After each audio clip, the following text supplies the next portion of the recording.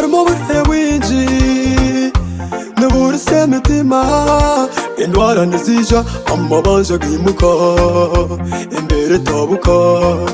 umusija hinduka n'ingomukazi wawe abakenyamisha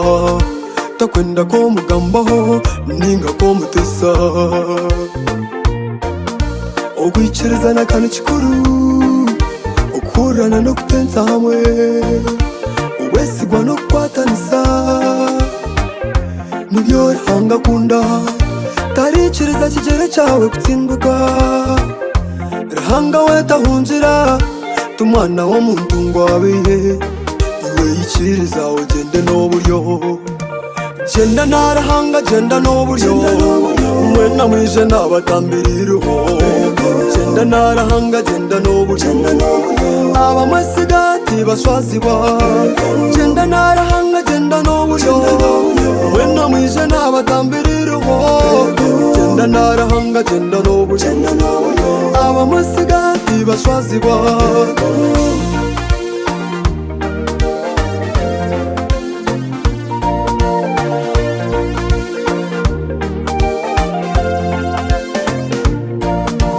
wishema manyobuhango w'ikizibu cyawe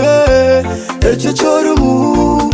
n'uwo buhango bw'obusinguzi bawe obanyentya amara gawe gashe humura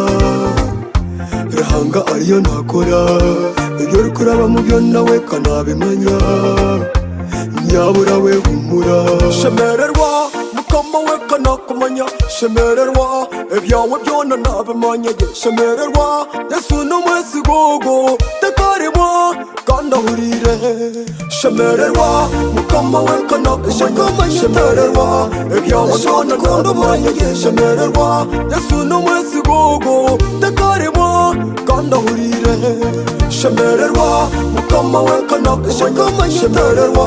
ebyawe byona nabimanya shemererwa yesu n'umwesigogo tekaribwa kandi ahurire genda narahanga genda n'uburyo mwena mwije n'abatambiriruho genda narahanga genda n'uburyo abamwesigati baswaziwa genda narahanga genda n'uburyo mwena mwije n'abatambiriruho genda narahanga genda n'uburyo abamwesigati baswaziwa